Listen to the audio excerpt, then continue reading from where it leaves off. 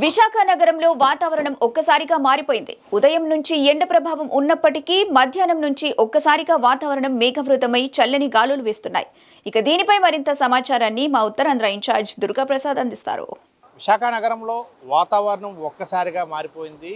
ఉదయం నుండి కూడా బాణుడు తన ప్రతాపాన్ని చూపిస్తే మధ్యాహ్నం 3:30 ప్రాంతంలో ఒక్కసారిగా విశాఖలో ఆహ్లాదకరమైన వాతావరణం నెలకొందని చెప్పుకోవచ్చు. ప్రధానంగా ఆర్కే బీచ్ నుండి డాల్ఫిన్ నోస్ వరకు పూర్తి స్థాయిలో ఆకాశం అంతా కూడా మేఘావృతమైన పరిస్థితి కనిపిస్తుంది. అయితే ఈ ఆహ్లాదకరమైన వాతావరణాన్ని ఆస్వాదించేందుకు కూడా విశాఖలో పర్యాటకులతో పాటు నగరవాసులు ఒక్కసారిగా ఆ బీచ్ ప్రాంతానికి రావడం జరుగుతుంది. మరోవైపు 2 రోజుల పాటు కూడా ఇదే వాతావరణం ఉంటుందని చెప్పి వాతావరణ శాఖ అధికారులు తెలియజేశారు. ఈ నెల 3 నుండి కూడా 7వ తారీఖు వరకు కూడా వాతావరణంలో మార్పులు ఉంటాయని, అదేవిధంగా పలు చోట్ల చిరుజల్లు నుంచి మోస్తారు వరకు కూడా వర్షాలు కురిసే అవకాశం ఉందని ఇటీవలే వాతావరణ శాఖ ఎదుర్కొన్న నేపథ్యంలో ప్రస్తుతం విశాఖతో పాటు అల్లూరు సీతారామరాజు జిల్లా, విజయనగరంతో పలు చోట్ల చిరుజల్లు కురుస్తున్నాయి. అల్లూరు జిల్లాలో ఉదయం నుంచి కూడా వర్షపాతం నమోదుని ప్రధానంగా చెప్పుకోవచ్చు. అయితే ఇప్పటికే వాతావరణ శాఖ అధికారులు ప్రధానంగా విశాఖ, విజయనగరం, అల్లూరు సీతారామరాజు జిల్లాల్లో ప్రజలందరూ కూడా వాతావరణ శాఖ హెచ్చరికలు జారీ చేస్తుంది.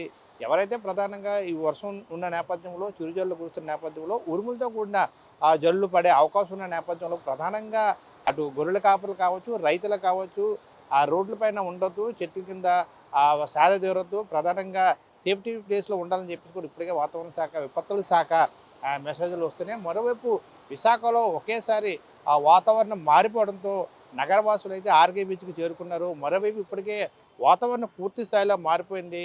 అటు ఆర్కే బీచ్ నుంచి డాల్ఫిన్ నోస్ వరకు కూడా పూర్తి స్థాయిలో ఆకాశం అంతా కూడా మేఘావృతమైన పరిస్థితి. మరోవైపు వర్షం కూడా మొదలవడంతో నగరవాసులు అయితే ఓవైపు ఆనందం వ్యక్తం చేస్తున్నా, మరోవైపు పిడుగులు పడే అవకాశం ఉంది.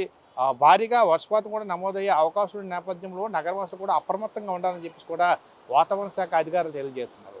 అదేవిధంగా మరోవైపు తెలంగాణలో కూడా మరో 2 రోజుల పాటు కూడా వర్షపాతం నమోదయ్యే అవకాశం ఉంది. ప్రధానంగా ఏపీ చూస్తే ఇటు ఉత్తరాంధ్రతో పాటు ఎన్టీఆర్ జిల్లా ఏలూరులో వర్షాలు నమోదయ్యే అవకాశం ఉన్నట్టు కూడా వాతావరణ శాఖ అధికారులు తెలియజేయడం జరిగింది.